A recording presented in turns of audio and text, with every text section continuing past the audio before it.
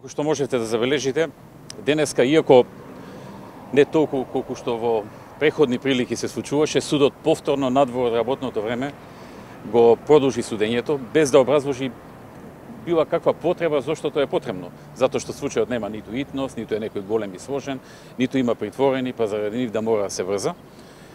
Иако знаеле тоа да ни го прават по 11-12 часа, ова е помалку отколку преходно, но сепак без никакво образложение, повторно имаме продолжување на рочиштата, како што нема за други случаи, за други личности во овој суд, во кој што, како што можете да забележите, веќе сите вработени, освен обезвредувањето, се заминати.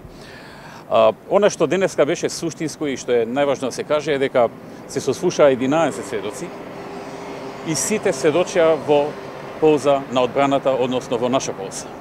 Сите до еден. Така што заедно со преходните сведоци кои што сведочеа и сите оние 15-тина што сведочеа беа предложени од СЕО. Значи СЕО ги предложи како своји сведоци кои што ќе им го подкрепат нивното обвинение.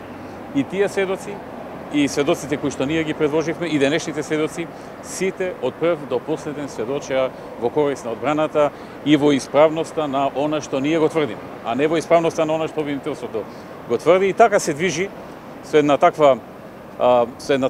таква атмосфера се движи овој, би рекол, бесмислен и апсурден предмет, кој што е дел од политичкиот процес и политичкиот прогон врз мене лично и моите соработници.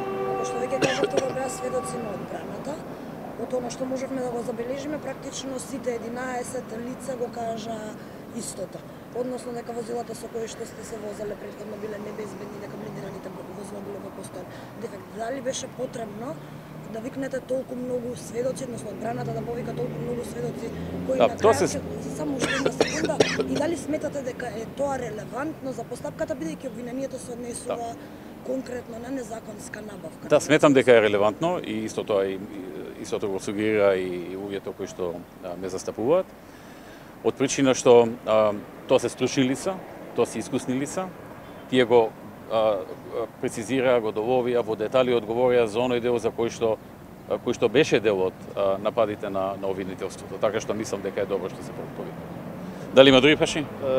Во однос сакав да ве прашам дека сите тие 11 сведоци велелеа дека возилата, блиндираното возило било со дефекти, сте доцнеле, дали тоа е причината што во јавноста се покажуваше дека доцневте во некои ситуации, да.